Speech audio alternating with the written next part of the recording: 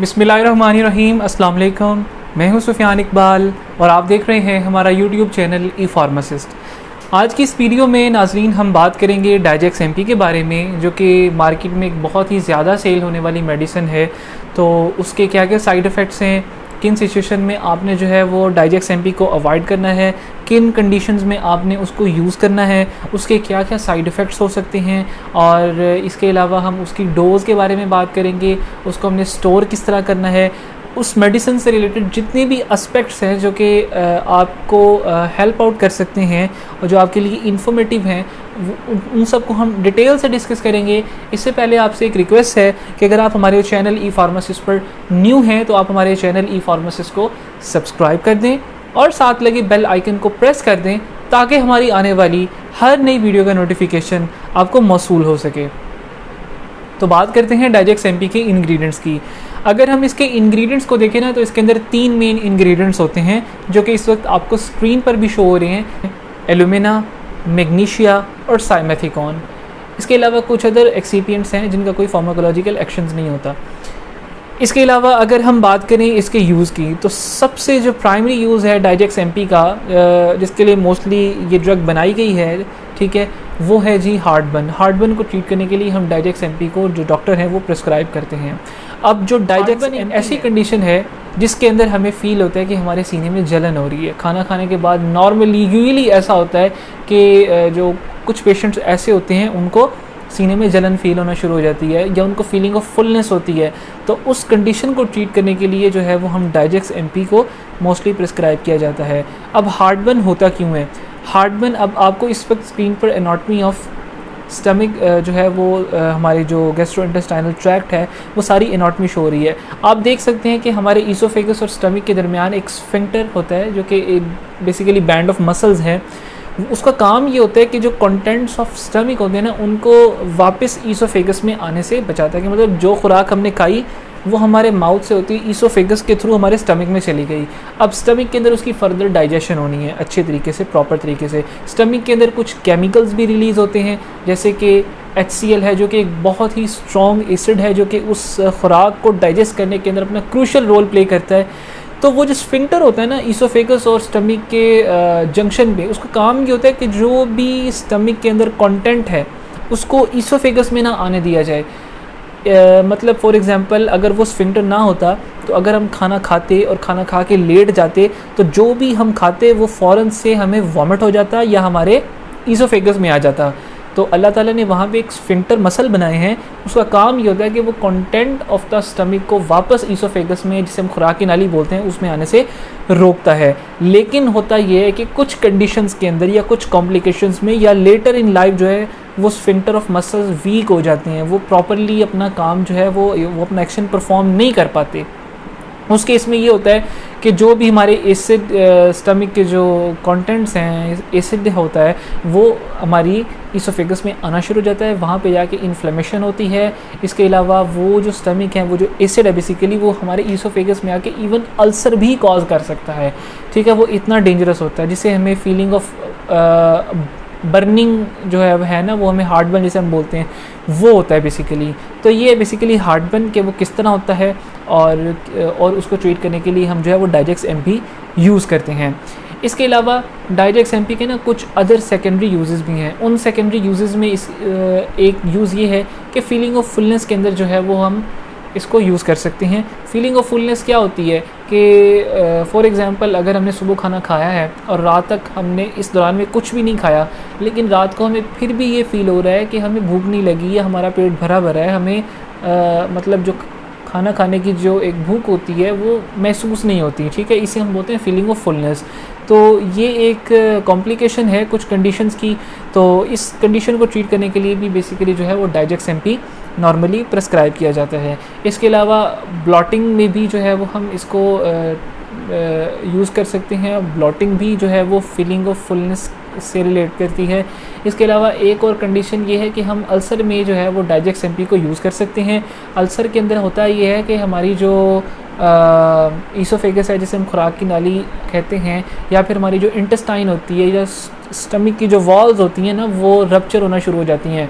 वहाँ पे hole create हो जाता है। होल इस वजह से क्रिएट होता है, या तो कुछ बैक्टीरिया की वजह से हो जाता है, हो सकता है जो कि हमारे सराउंडिंग्स में होते हैं, या फिर वो इस वजह से हो सकता है कि जो हमने खाना खाया है उसके अंदर स्पाइस बहुत ज़्यादा था। इसीलिए डॉक्टर कहते हैं कि आप खाने के अंदर जितना कम स्पाइस रखेंगे 90% चांस होता है कि आपको अल्सर होने के जो चांसेस होते हैं ना वो 90% तक रिड्यूस हो जाते हैं। तो स्पाइस को कम से कम अपनी जो है वो डाइट के अंदर यूज़ करें। इसके अलावा और बहुत सारी कंडीशंस हैं, सेकेंडरी कंडीशंस, जिनके अंदर जो है वो डाइजेक्स एमपी को यूज़ कर सकते हैं, लेकिन मेन कंडीशन यही है जो मैंने आपको बता दी हैं। उसके अंदर सबसे पहली कंडीशन हार्टबर्न है जो कि इसका मेन प्राइमरी यूज़ है। इसके अलावा इसके कुछ सेकेंडरी यूजेस भी हैं। उन सेकेंडरी यूजेस में ब्लॉटिंग है या फिर फीलिंग ऑफ फुलनेस है, अल्सर है। तो इन कंडीशन में हम जो है वो डाइजेक्स एमपी को यूज़ कर सकते हैं। अब मैं आपको बताऊंगा कि डाइजेक्स एमपी को आपने स्टोर कैसे करना है और आपने इसकी डोज़ कैसे लेनी है। सबसे पहले हम बात करते हैं कि डाइजेक्स एमपी को आपने स्टोर किस तरह करना है। आप जब डाइजेक्स एमपी परचेज़ करते हैं तो उसके ऊपर नॉर्मली ये लिखा होता है कि आपने इसको 2 to 8 डिग्री सेल्सियस के ऊपर स्टोर करना है। 2 से 8 दर्जा हरारत के ऊपर आपने इसको रखना है। वो दर्जा हरारत बेसिकली जो होता है ना वो होता है हमारे फ्रिज का, रेफ्रिजरेटर का। तो आप उसके अंदर इसको विदाउट एनी जो है वो कॉम्प्लिकेशन इसको आप उसको स्टोर कर सकते हैं। लेकिन आपने इसको बिल्कुल भी फ्रीज़र में नहीं रखना है, इसको आपने फ्रीज़ नहीं करना है, क्योंकि अगर आप इसको फ्रीज़ करेंगे तो देयर माइट बी चांसेस कि इसके जो एक्टिव इंग्रेडिएंट्स हैं ना वो डिग्रेड होना शुरू हो जाए, जिससे इसकी एफिकेसी लॉस हो जाएगी और जो हमारा थेराप्यूटिक एम होता है किसी भी मेडिसिन को यूज़ करने का वो लॉस हो जाएगा। तो आपने इसको फ्रीज़ नहीं करना, आप इसको रेफ्रिजरेटर में रख सकते हैं। आपने इसको नमी से बचाना है, ह्यूमिडिटी से बचाना है, धूप में बिल्कुल भी नहीं रखना। इसके अलावा आपने इसकी डोज़ कैसे। अच्छा, अब हम बात करते हैं कि डाइजेक्स एमपी की डोज़ के बारे में। डाइजेक्स एमपी की जो डोज़ है या किसी भी मेडिसिन की जो डोज़ होती है ना वो उस कंडीशन पर डिपेंड कर रही होती है कि आपको कौन सी डिज़ीज़ है, ठीक है, वो आपको कौन कौन सी फर्दर कॉम्प्लिकेशंस हैं। जितनी भी डोज़ होती है ना वो उस चीज़ पर डिपेंड कर रही होती है। हर मेडिसिन की डिफरेंट डोज़ होती है। कुछ पेशेंट को डोज़ कुछ प्रिस्क्राइब की जाती है उनके on the basis of their complications, और कुछ पेशेंट्स को उसी मेडिसिन की डोज़ जो है वो डिफरेंट बताई जाती है। ये डिपेंड कर रहा होता है कि उनकी मेडिकल रिपोर्ट्स देख के कि उनको कौन कौन सी डिजीज़ हैं और उनको कौन कौन सी कॉम्प्लिकेशंस हैं।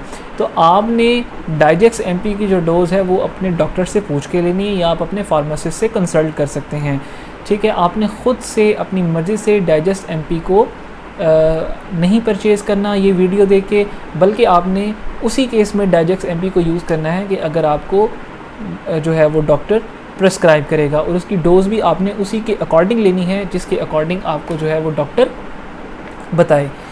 इसके अलावा डाइजेक्स एमपी की अगर हम बात करें साइड इफ़ेक्ट्स की, तो किसी भी मेडिसिन के जो साइड इफ़ेक्ट्स होते हैं ना वो उस केस में आते हैं कि जब आप जो हिदायत डॉक्टर ने आपको बताई होती है ना वो आप फुलफ़िल नहीं कर रहे होते, ठीक है। जैसे कि अगर उसने आपको बताया है कि आपने इसको निहार मुँह लेना है तो आप उसको खाना खाने के बाद ले रहे हैं, या आप उसको रेगुलरली नहीं ले रहे, या आप उसको ख़ुद से आप उसकी जो है वो डोज़ ज़्यादा ले रहे हैं, ठीक है। तो ये जो कुछ कंडीशंस होती हैं ना ये आपने अवॉइड करनी है। आपने जो आपको डॉक्टर प्रिस्क्राइब करेगा ना, जो आपको वो हिदायत देगा, उस हिदायत के साथ आपने स्टिक रहना है, वो उसको आपने अच्छे तरीके से फुलफ़िल करना है, ठीक है, ताकि आपको बेटर थेराप्यूटिक जो एम होता है किसी भी मेडिसिन को यूज़ करने का वो आप अचीव कर सकें।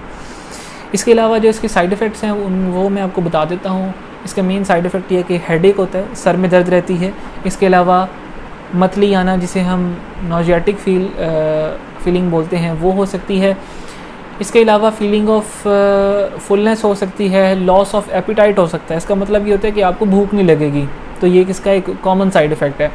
इसके अलावा एक साइड इफ़ेक्ट इसका ये है कि आपको डायरिया हो सकता है। जब डायरिया होगा तो उसके अंदर हमें वीकनेस हो जाती है। उसकी वजह ये होती है कि जो भी हम फूड इनटेक करते हैं उससे जो हमें न्यूट्रिएंट्स मिलते हैं वो सारे के सारे न्यूट्रिएंट्स हमारी बॉडी को मिलने के बजाय वो एक्सक्रीट हो जाते हैं, वो हमारी बॉडी से निकल जाते हैं।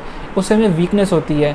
जब भी हमें वीकनेस होती है ना तो फिर हमें ड्राउजीनेस होती है, हमें थकन फील होती है, हमें नींद आती है। तो ये सारे जो मैंने आपको बताया ना, थकन होना, नींद आना, डायरिया होना, ये इसके साइड इफ़ेक्ट्स हैं, ठीक है। इसके अलावा इसके कुछ कॉन्ट्राइंडिकेशंस भी हैं। कॉन्ट्राइंडिकेशंस बेसिकली वो कंडीशंस होती हैं जिसके अंदर आपने इस मेडिसिन को अवॉइड करना है। उनमें सबसे पहली ये है कि अगर आपको कोई भी ये मेडिसिन यूज़ करने से आप फील कर रहे हैं कि 1-2 दिन के अंदर अंदर आपकी स्किन के ऊपर रैशेज़ आ रहे हैं, या कोई भी एलर्जिक रिएक्शंस आपको हो रहे हैं, तो आपने इस मेडिसिन को उसी जो है लम्हे आपने स्टॉप कर देना है यूज़ करना, और आपने अपने डॉक्टर को आगाह करना है कि ये जी, उसको आपने अपनी पूरी सिचुएशन बतानी है कि ये मेडिसिन यूज़ करने से आपको ये साइड इफ़ेक्ट्स आ रहे हैं, ठीक है। तो आपने एलर्जिक रिएक्शंस के केस में आपने डाइजेक्स एमपी को स्टॉप कर देना है यूज़ करना। इसके अलावा एक और कंडीशन है कि अगर आप अल्कोहल यूज़ कर रहे हैं, इंटेक करते हैं अल्कोहल, तो आपने फिर भी डाइजेक्स एमपी को जो है वो कतई तौर पे यूज़ नहीं करना है, जिससे अगर आप यूज़ करेंगे तो आपको फर्दर कॉम्प्लिकेशन का सामना करना पड़ेगा लिवर की, जैसे कि इसके अंदर हेपेटाइटिस हो सकता है, जॉन्डिस हो सकता है, और दीगर बेशुमार लिवर की जो कॉम्प्लिकेशंस हैं वो आप फेस कर सकते हैं। इसके अलावा यहाँ पे मैं आपको एक इम्पॉर्टेंट पॉइंट बता देता हूँ कि डाइजेक्स एमपी को प्रेगनेंसी में भी यूज़ कर सकते हैं और लैक्टेशन पीरियड के दौरान भी इसको यूज़ कर सकते हैं। इसके अंदर कोई ऐसी बात नहीं कि आप इसको यूज़ नहीं कर सकते, आप इसको जो है वो आंखें बंद करके यूज़ कर सकते हैं, लेकिन उस केस में कि आपको डॉक्टर प्रिस्क्राइब करे। ख़ुद से आपने कोई भी मेडिसिन जो है वो यूज़ नहीं करनी, या कहीं से भी आपने उसका, अगर आप फॉर एग्जांपल यूट्यूब पे ये वीडियो देख रहे हैं तो ये वीडियो से इंस्पायर होकर आपने उस मेडिसिन को जाके परचेज़ नहीं कर लेना खुद से, जब तक आपको आपका डॉक्टर प्रिस्क्राइब ना करे किसी भी जो है वो कंडीशन को ट्रीट करने के लिए, तब तक आपने वो मेडिसिन यूज़ नहीं करनी। तो दोस्तों, ये थी आज की हमारी वीडियो। उम्मीद है आपको हमारी वीडियो पसंद आई होगी। इस तरह की मज़ीद इन्फॉर्मेटिव वीडियोस देखने के लिए आपसे रिक्वेस्ट है कि आप हमारे चैनल ई फार्मासिस्ट को सब्सक्राइब करें और साथ लगे बेल आइकन को प्रेस कर दें, ताकि हमारी आने वाली हर नई वीडियो का नोटिफिकेशन आपको मौसूल हो सके। शुक्रिया।